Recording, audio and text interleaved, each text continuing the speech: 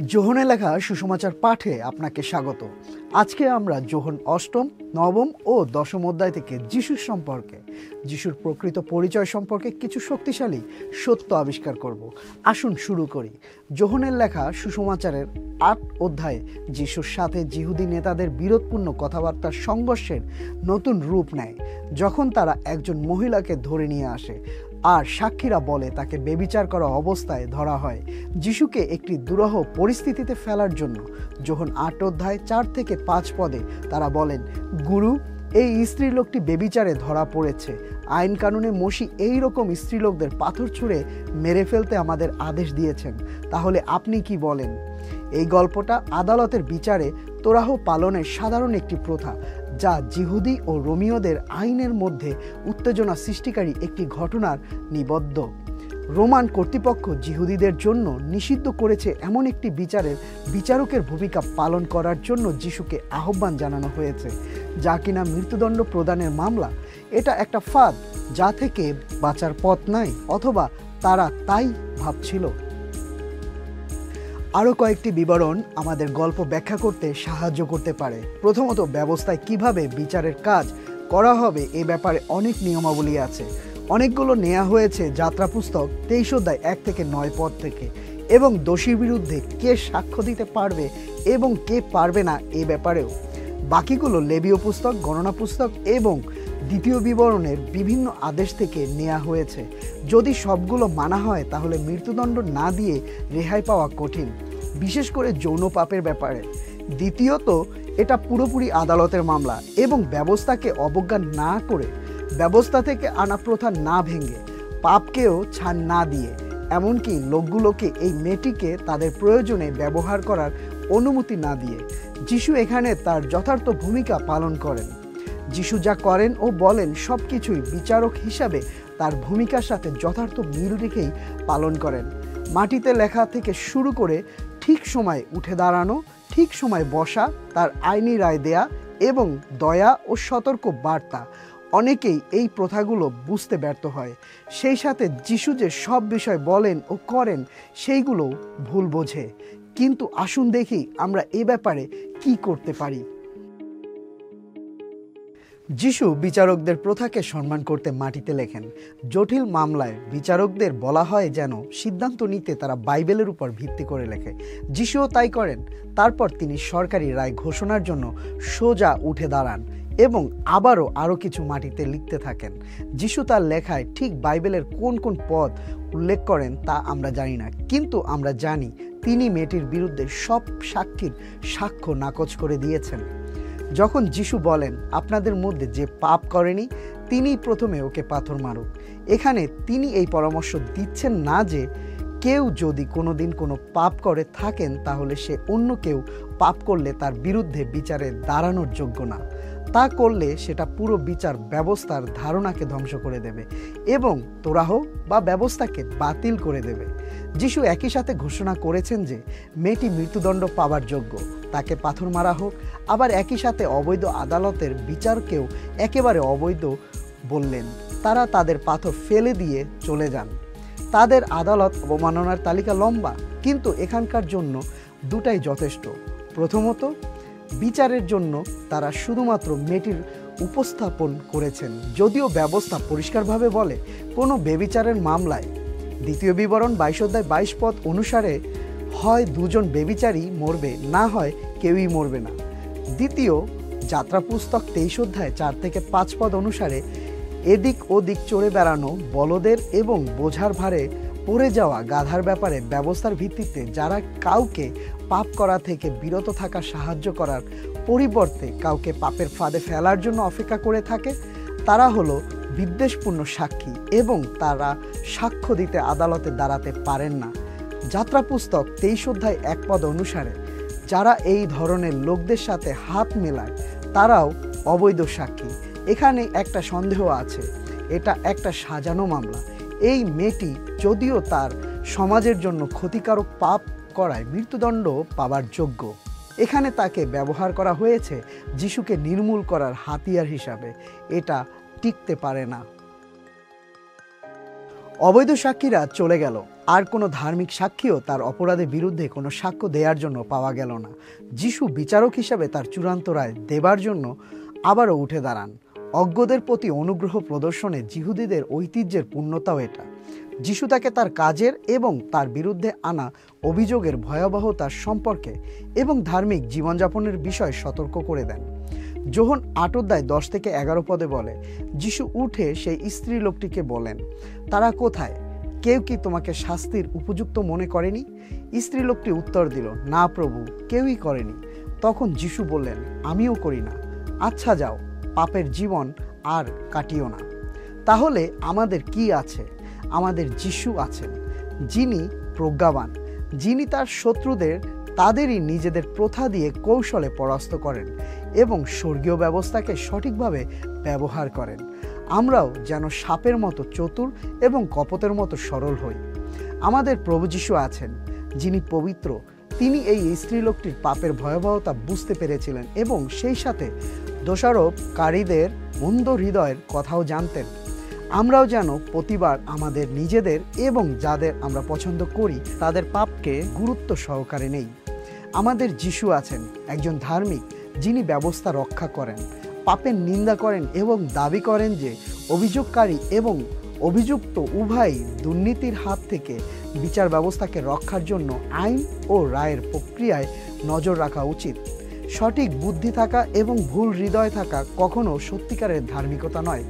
সেই সাথে দয়া ও অনুগ্রহের সঠিক পদ্ধতি টিকিয়ে রাখার জন্য ঈশ্বরের আহ্বানও আছে। মানুষ সমৃদ্ধি লাভ করেছে দেখে এবং কোনো একটা বিষয় সম্পূর্ণ দিক বিবেচনা করে সতর্ক প্রক্রিয়ার সাথে ভারসাম্য রাখা, এটা জেনে যে আপনি সহ জড়িত প্রত্যেকেই স্বার্থপর ইচ্ছায় কলঙ্কিত। যোহনের পরবর্তী কয়েকটি অধ্যায়ে আমি সেই শীর্ষক একটি ধারাবাহিক বিবৃতির মধ্য দিয়ে যিশু তার স্বভাব, চরিত্র এবং কাজ প্রকাশ করেন। আসুন আমরা দেখি এগুলোর মধ্যে দিয়ে আমাদের মুক্তিদাতার কোন মহিমাসমূহ আমরা সংক্ষেপে প্রত্যক্ষ করতে পারি। যিশুর মহান আমি সেই বিবৃতি শুরু হয় যোহন 6:35 পদের মধ্য দিয়ে। আমি সেই জীবন রুটি, যে আমার কাছে আসে তার কখনো খিদে পাবে না, যে আমার উপর বিশ্বাস করে তার আর কখনো পিপাসাও পাবে না। তিনি যোহন 6:41, 48 এবং 51 পদে একথা পুনর্ব্যক্ত করেন।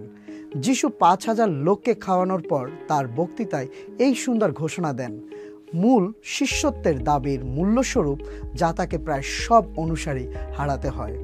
যোহন 8:12 পদে যোহন যিশুর আরেকটি ঘোষণার অনুবর্তী হন, আমি জগতের আলো। যিহুদি নেতাদের জন্য চ্যালেঞ্জ করে যিশুর প্রতি যাদের মন প্রচণ্ড ঘৃণায় পরিপূর্ণ ছিল যে তারা তাদের নিজেদের সমস্ত প্রিয় আইনি প্রথা এবং ব্যবস্থা ভাঙতেও রাজি ছিল, আর এই প্রক্রিয়ায় একটা মেয়ের জীবন ছুড়ে দিয়েছিল শুধুমাত্র তার জন্য ফাঁদ পাততে। তাদেরকে অন্ধকার থেকে তার আলোর মহিমায় আহ্বান করা হয়, কিন্তু তারা আসবে না। যোহন 9:5 পদে যিশু ঠিক একই দাবির পুনরাবৃত্তি করবেন যখন তিনি একজন অন্ধের চোখ খুলে দেবার জন্য প্রস্তুত হচ্ছেন। যারা জানেন যে তারা অন্ধ, তাদেরকে আত্মিক দৃষ্টি দান করার জন্য, এবং যারা মনে করেন যে কেবল তারাই দেখতে পান, তাদের অন্ধত্ব প্রমাণ করার জন্য। যিশু তখন এই উপাধিটিকে তার ভূমিকার সাথে সংযুক্ত করেন। যিশুর আমি সেই বিবৃতিগুলোর নিগুড় তথ্য যোহন 8 অধ্যায়ের শেষের দিকে আসে। যখন যিশু নিজেকে জগতের আলো হিসাবে তুলে ধরেন, তখন ধর্মীয় নেতারা সুকৌশলে যুদ্ধে যিশুকে সেরা দেখানোর চেষ্টা করে। যিশু যখন অব্রাহামের একমাত্র আশা হিসাবে দাবি করেন, যিনি প্রভুর দিন দেখার জন্য আনন্দ করেছিলেন, তিনি অব্রাহামকে চিনতেন এই ধারণায় তারা তাকে উপহাস করেন। যাত্রা পুস্তক 3:14 পদে মসির কাছে নিজেকে প্রকাশ করেন। ঈশ্বর এই বলে তার চুক্তির নাম ঘোষণা করেন। ঈশ্বর মসিকে বলেন, আমি যে আমি, ইসরায়েল লোকদের এই কথা বলো, আমি আমাকে তোমাদের কাছে পাঠিয়েছি। ঠিক একই মহিমাময় কথা যারা তাকে উপহাস করেছিল তাদের কাছে যিশু নিজের বিষয় বলেন, অব্রাহাম জন্মগ্রহণ করার আগে থেকেই আমি আছি। যোহন 8:58 পদ। যোহনের লেখা সুসমাচারের 10ম অধ্যায়ে যিশু আরও 2টি শক্তিশালী আমি সেই বিবৃতি দেন। যোহন 10:11 পদে যিশু ঘোষণা করেন, আমি উত্তম মেষপালক। উত্তম মেষপালক তার মেষদের জন্য নিজের জীবন দেয়। যদি কেউ দৈনন্দিন জীবনে এটাকে উপমা হিসাবে শুনে থাকে, তাহলে এই ঘোষণার শক্তি সহজে দেখতে পাবে না এবং পুরাতন নিয়মে এই দাবির মূল্যবান ঐতিহ্য খুঁজে বের করতে ব্যর্থ হবে। মোশি তার নিজের মৃত্যুর দুয়ারে দাঁড়িয়ে গণনা পুস্তক 27 অধ্যায় 15 থেকে 17 পদে এই মনে প্রাণে প্রার্থনা করেন যেন ঈশ্বর ইসরায়েলকে নেতৃত্ব দিতে এমন একজনকে নিযুক্ত করেন যে নেতা হয়ে সমস্ত কিছুতে এই লোকদের পরিচালনা করতে পারবে। তাতে সদাপ্রভুর লোকেরা রাখালহীন ভেড়ার মতো হয়ে পড়বে না। দ্বিতীয় বিবরণ 18 অধ্যায় এই প্রার্থনার উত্তর দেয়া হয়, যেখানে ঈশ্বর অনেক ভাববাদী ও মোশির মতো একজন মহান ভাববাদী পাঠাবেন বলে প্রতিজ্ঞা করেন।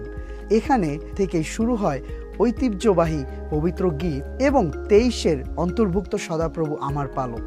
জিরমীয় 23 অধ্যায় 1 থেকে 8 পদ, জিহেজকেল 34 এবং সকরীয় 10 ভবিষ্যৎবাণী এই প্রত্যাশা ও বিশ্বাসকে একত্র করে যে ঈশ্বর তাদের উত্তম মেষপালক হয়ে ইসরায়েলে আসবেন। এখন এখানে যিশুই ঈশ্বর, যিনি মানুষ রূপে ইসরায়েলের উত্তম মেষপালক হয়ে আসেন। ধর্মত্যাগী খারাপ মেষপালকেরা যারা যুগ যুগ ধরে ঠকিয়ে আসছে তাদের দূর করে দেবেন। যোহন 10 অধ্যায় 7 পদ একই মূল সুর কাজ করে যখন যিশু ঘোষণা দেন, মেষগুলোর জন্য আমিই দরজা। সেই সময় যখন কোনো মেষপালকের মেষ মাঠে চড়ত, তখন মেষপালক দ্রুত হাতে সেই জায়গা চারপাশে গাছের ডাল, পালা, কাঠের টুকরা বা যা কিছু পেত তা দিয়ে বেষ্টনী তৈরি করে ফেলত। সাধারণত যেখানে দরজা থাকত সেখানেই মেষপালক শুয়ে থাকত। তিনি স্বয়ং সেই দরজা ছিলেন। ভেড়া হোক বা আক্রমণকারী পশু হোক, তার মধ্যে দিয়ে না গেলে খোয়ারে ঢুকতে পারত না। রূপক অর্থে যিশু মেষদের জন্য দরজা। এই উপমা তা বোঝানোর জন্য চমৎকার একটি উপায়। আমরাই মেষ। খোয়ারে প্রবেশের জন্য আপনার একমাত্র পথ হচ্ছে তার মধ্যে দিয়ে প্রবেশ করা। কোনো সমস্যা বা শত্রু তাকে অতিক্রম করে আপনার কাছে আসতে পারে না। তার মানে আপনি যদি কোনো অসুস্থতা বা সমস্যার অভিজ্ঞতার মধ্য দিয়ে যান, যদি আপনি যিশুকে আপনার প্রভু হিসাবে গ্রহণ করেন এবং তিনি আপনার মেষপালক হন, তাহলে আপনি বলতে পারবেন, সদাপ্রভু আমার মেষপালক, কোনো সমস্যা আমার কাছে আসতে পারে না, যদি না তা চূড়ান্ত মঙ্গলের জন্য তার সম্মতি পায়। 11 অধ্যায়ে যিশু জেরুসালেম থেকে দুদিনের হাঁটা পথ জেরুসালেমের দক্ষিণে এর প্রতিবেশী শহর বৈথনিয়ায় পরিচর্যা করছেন। সেখানে থাকাকালীন যিশু লাসারের বোন মরিয়ম এবং মার্থার কাছ থেকে শুনতে পান যে লাসার অসুস্থ। যিশু ঠিক করলেন যে তিনি তখনই যাবেন না। কয়েকদিন পর যোহন 11 অধ্যায় 14 থেকে 15 পদে যিশু শিষ্যদের বললেন, লাসার মারা গেছে, কিন্তু আমি তোমাদের কথা ভেবে খুশি হয়েছি যে আমি সেখানে ছিলাম না, যাতে তোমরা বিশ্বাস করতে পারো। চলো আমরা লাসারের কাছে যাই। যোহন 11 অধ্যায় 21 পদে যিশু যখন দৃশ্যপটে আসেন, মার্থা দৌড়ে যিশুর কাছে আসলেন এবং বললেন, প্রভু, আপনি যদি এখানে থাকতেন তবে আমার ভাই মারা যেত না। কিন্তু আমি জানি আপনি এখনও ঈশ্বরের কাছে যা চাইবেন ঈশ্বর তা আপনাকে দেবেন। যিশু মার্থাকে ভালোবাসেন, তাই তিনি তাকে সে যতটা বুঝতে পারবে তার চেয়েও বেশি জানান। বলেন, তোমার ভাই আবারও জীবিত হয়ে উঠবে। মার্থা এটাকে একদিন পুনরুত্থান হবে এই সাধারণ আশা অর্থে বুঝলেন।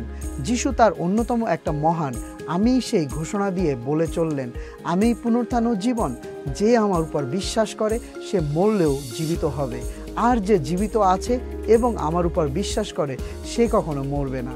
তুমি কি এই কথা বিশ্বাস করো? যোহন 11 অধ্যায় 25 থেকে 26 পদ।